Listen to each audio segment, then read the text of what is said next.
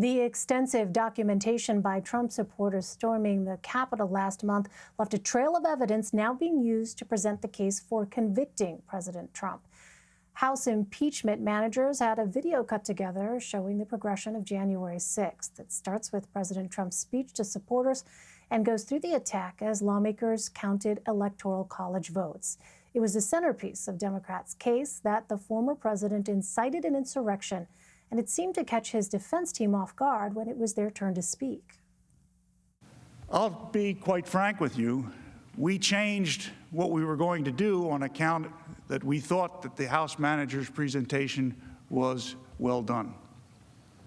And I wanted you to know that we have responses to those things. I thought that what the first part of the case was, which was the equivalent of a motion to dismiss, was going to be about jurisdiction alone. We have counter arguments to everything that they raised, and you will hear them later on in the case from Mr. Van der Veen and from myself. Jessica Levinson is a professor at Loyola Law School, and she joins me now from Los Angeles. Jessica, thanks for joining us. What's your initial reaction to the arguments from the Trump defense team? Well, my initial reaction is that it was surprising to hear an attorney be so transparent in the courtroom to say, you know, I hadn't planned on doing this, but what you just saw was really compelling. On the one hand, you can say, wow, that you are really oversharing. That is not a good tact when it comes to this incredibly high stakes, really litigation. On the other hand, you can say, well, he's doing something actually quite smart. He's acknowledging that what everybody heard was very emotional, very powerful. And whether or not they really are changing things around, he's saying, look, I saw what you saw. I'm acknowledging the power and force of that. And I have a way to respond to that. What I didn't really hear this morning was anything compelling in terms of whether or not the president should not be impeached. What I heard was arguments about due process that really don't have a place here. I heard arguments about jurisdiction that are not particularly compelling when you're talking about a Senate impeachment trial. I didn't hear a lot about the substance of the claims, but apparently that's upcoming. So, Jessica, one phrase we heard often from the House impeachment managers was the idea of a quote-unquote January exception. What does that mean, and how does that factor into the Trump defense effort? Yeah, very, very broadly. So I think that really is a lot of the Trump defense effort. And what it means is this idea of a January exception is that there's nothing in the Constitution that says you'll be impeached for this type of behavior unless it's January and it's the end of your term, at which point we'll just go ahead and let that behavior slide. But which they really mean is that any time you're president of the United States, the very first day or the very last day, if you engage in impeachable behavior, you can stand for impeachment, including a trial, even if the behavior occurs once you're out of office. And what the House managers are trying to say here is, look, it really wouldn't make much sense if it were the other way around, because people could say, oh, it's January exception. I'm going to engage in the worst type of behavior that subverts our democracy, but I can face no repercussions for that in the form of an impeachment because I won't be in office any longer.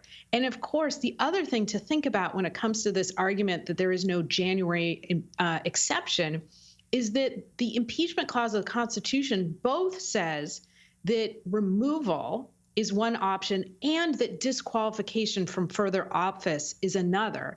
And so that issue of being disqualified from holding another federal office, that holds with just as much force if you are currently an office holder as if you're no longer an office holder. So let's get some clarification on this, because I've seen this kind of talked about, but Democratic managers argued that a Senate removal vote is not necessary to disqualify former President Trump for running from office again. So, Jessica, how does that argument factor into their case? Yeah, this is where I frankly think in my reading of the Constitution, they're not on as strong grounds here. I think they're on very strong grounds to say that you absolutely can hold an impeachment trial for a president who is no longer president, whose term has run. But the argument that there could be disqualification without a conviction, I think they're arguing something somewhat separate. So the Constitution says here are the two punishments for an impeachment if you're convicted. Removal, which has already happened because President Trump's term is over, or disqualification. I really read that as a sentence for the conviction. So if you think about this like a criminal court, you can't be sentenced unless you're convicted. But it could lay the groundwork for disqualification from future office based on the 14th Amendment and Section 3, which says if you engage in an insurrection or aided and abetted in an insurrection, then you won't be seated. Basically, you can't become president again. So I think that might be what they're getting at here. Again, I didn't read that as being their strongest case here. So bottom line here, Jessica, this is a trial that's going to be decided by politicians, 100 politicians. How much leeway do they have to interpret the facts of the case in a way that is clearly subjective, and this obviously being the major difference between a court of law and a political body, which this is? They have as much discretion as there are senators. 100 senators, 100% discretion. And this is, I mean, what you asked is so important. And that is, you know, we talked about the legal arguments. We talked about what's compelling, what's not compelling. But at the end, the most important thing is that if you've already made up your mind, it really doesn't matter. And I think that's what we see here. These are political actors. They're not bound by the same rules, for instance, that jurors would be. They're not bound by the same rules that a judge would be.